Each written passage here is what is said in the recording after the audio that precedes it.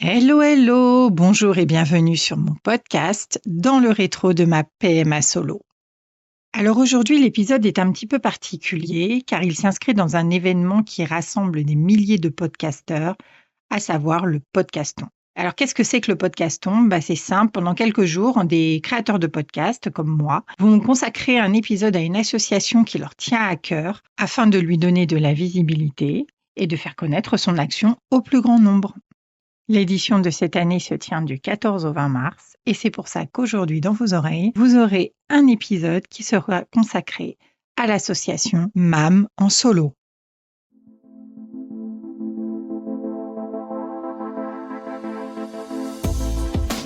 Tu es une maman solo qui a choisi de l'être ? Tu fais partie de ces femmes qui ont fait une PMA solo pour accéder à leurs rêves ? Tu es encore en parcours ou en pleine réflexion sur l'après-bébé avant de l'entamer ? Alors tu es au bon endroit. Moi, c'est Nadège, jeune quinca dynamique et maman comblée d'une chouquette de 8 ans née d'une IAD à Barcelone. Je vis à Bordeaux et je n'ai aucune famille ici, alors crois-moi tes difficultés, je les connais. Et j'ai à cœur de te partager mon expérience, mon vécu et mon quotidien de maman solo par choix. Alors si je t'ai donné envie d'en savoir plus, cale-moi bien dans tes oreilles, ce moment est le tien, profites-en et inspire-toi.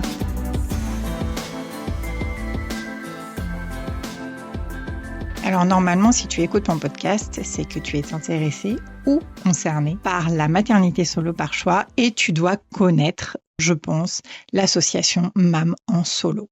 Une association qui œuvre pour la reconnaissance des mamans solo par choix et qui fait notamment un travail phénoménal auprès des acteurs à la fois sociaux et politiques pour la reconnaissance de notre statut. En effet, l'association s'est engagée dans les débats autour de l'évolution de la loi de bioéthique et de l'ouverture de la PMA pour toutes dès 2018. Car oui, cette association a été créée en 2018 par 4 mamans solo par choix pour faire entendre leur voix dans le débat public. Alors elles étaient bien 4 au départ, mais la tâche s'est vite révélée ardue du fait du contexte, parce que nous étions sur l'ouverture des débats pour la PMA pour toutes. Et donc elles ont dû faire appel aux forces vives de l'association et 3 nouvelles mamans solo par choix sont venues les rejoindre pour les épauler et je pense sincèrement qu'elles n'étaient pas trop de 7, en effet, pour pouvoir fonder cette association et surtout pour mener les combats qu'elles ont menés et qu'elles mènent toujours aujourd'hui.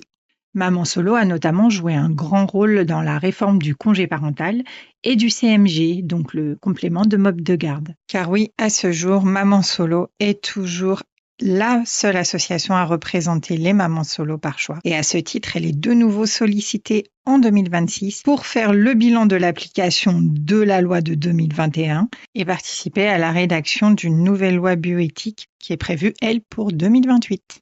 L'association continue donc de sensibiliser, d'informer et de défendre la reconnaissance de nos maternités solo par choix et elle contribue aussi à diffuser des ressources, à favoriser les échanges entre les femmes concernées par ces parcours, puisqu'en effet, c'est la première ressource que l'on peut avoir quand on est en parcours ou qu'on cherche des informations sur la PMA solo.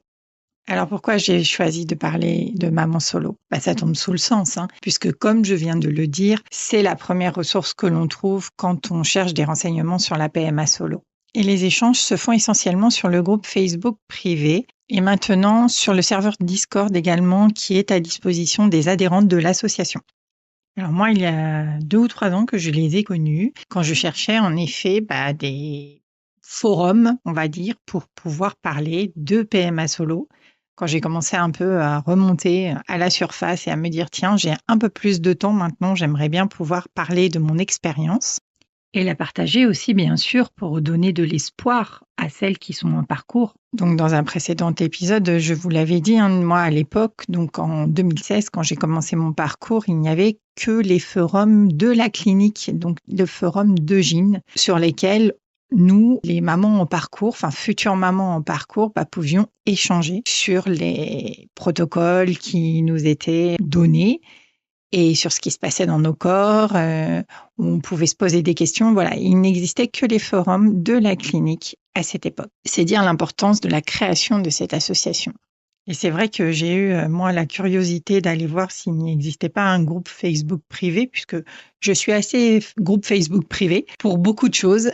Donc, je les ai trouvés très rapidement et ça m'a permis d'adhérer donc au groupe et de voir qu'en effet, depuis que tout ça était devenu légal, eh ben, il y avait quand même beaucoup de témoignages sur cette maternité que l'on vivait toutes en fait et qu'on pouvait en parler librement, enfin. Et puis j'ai découvert le travail très intense qui avait été fait par ces mamans toutes bénévoles, hein, il faut le rappeler quand même, donc sur leur temps libre. Et quand on est maman solo par choix, Dieu sait si on n'en a pas beaucoup. Et donc, en début de page d'accueil du groupe, sont épinglés des guides à l'intention des futures mamans solo par choix, avec notamment le listing des cliniques à l'étranger, le parcours légal en France qui est expliqué en détail, le parcours à l'étranger également. Enfin voilà, une mine d'informations. On a aussi les aides financières auxquelles peuvent prétendre les mamans solo. On a vraiment énormément d'informations, donc un travail de dingue qui a été effectué et qu'il est important de reconnaître aujourd'hui.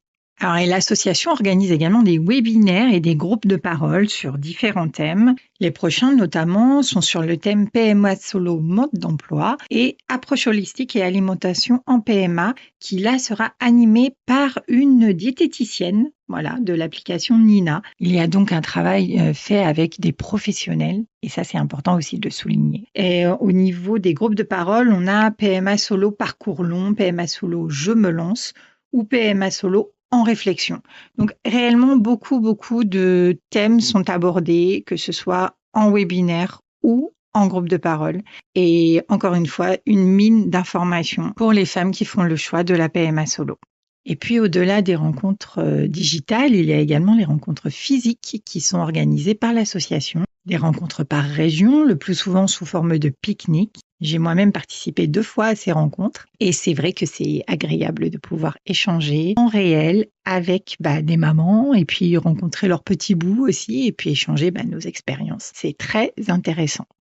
Maman Solo s'est donc fixée pour mission d'informer, d'influencer et d'agir pour la cause des femmes célibataires en parcours de PMA et après la PMA, par le biais de la mise en place d'un réseau de solidarité, dont là on reparle encore des groupes Facebook et Discord, voilà, par le témoignage dans les médias aussi, parce que pour faire évoluer le regard de la société sur notre choix de maternité, eh bien, il faut bien aussi être en contact avec les médias. L'association rencontre également des parlementaires qui leur permettent d'exposer des propositions et leur faire comprendre également la nécessité et la pertinence de la loi. Elle œuvre également pour que les nouvelles formes de famille puissent être considérées comme légitimes. Cette reconnaissance a un objectif de permettre aux enfants de grandir dans un environnement serein sans être stigmatisés. Et là, attention, c'est extrêmement important. La défense des intérêts des enfants, en effet, c'est vraiment essentiel. Et là, il y a une mobilisation pour que les familles, en fait, soient acceptées par la société et pour qu'on soit reconnu également juridiquement. Donc, c'est vraiment important. Il y a un grand rayonnement de l'association, sa représentation. Elle est également représentée aujourd'hui auprès des politiques. Je vous en avais parlé en début d'épisode. Les membres ont été invités à un dîner à l'Élysée, voilà, autour de la PMA, avec notre cher président. À un colloque à l'Assemblée nationale également. Elle a participé à l'audition au Conseil d'État, à la mission d'information. Bref, le rôle est énorme. Vraiment, l'association a un rayonnement exponentiel. Et on les remercie pour tout ça parce que c'est un travail, encore une fois, de titan. Un travail qui est fait sur de bénévolat uniquement et un travail qui est juste essentiel pour la reconnaissance de nos maternités. Voilà, je pense que j'ai fait le tour des principales missions que s'est fixée l'association MAM en solo, bien qu'il y en ait plein d'autres également. Et d'ailleurs, je vous invite à aller sur le site internet de l'association pour découvrir tout le travail qui est effectué par les bénévoles de cette association. Je vous mets les coordonnées du site dans le descriptif de l'épisode, bien entendu. Et puis, si tu veux donner plus de poids à leurs paroles et qu'elles continuent à nous représenter, nous, les mamans solo par choix, eh bien, je t'engage vivement à aller adhérer à l'association pour la somme modique de 10 € par an. Ça sera un vrai soutien financier puisque Maman Solo ne bénéficie d'aucune subvention malgré tout le travail qui est fait. Et je pense qu'aujourd'hui, il est quand même important d'avoir des représentantes de notre maternité pour continuer à nous défendre et que notre choix de maternité soit pris en compte dans toutes les décisions de loi qui concernent la parentalité en France. Et puis cette petite contribution, eh bien, t'accordera un tarif réduit pour les groupes de parole et les webinaires et te permettra également d'accéder au groupe Discord. Voilà, cet épisode spécial podcaston pour l'association Mam en Solo se termine. J'espère qu'il t'aura plu, j'espère qu'il t'aura permis aussi de découvrir l'association si tu ne la connaissais pas encore. Et si tu la connaissais déjà bien, il t'a peut-être permis de découvrir tout le travail qu'elle fournit depuis 2018 pour la reconnaissance de nos maternités.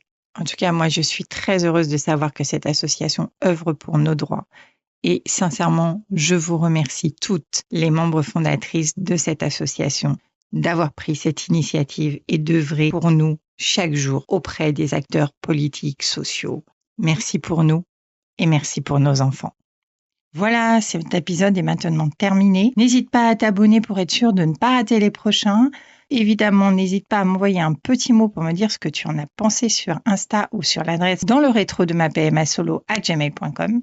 Tu peux également lui mettre une note de 5 étoiles sur Apple Podcast ou Spotify. Cela m'aidera à faire connaître le podcast.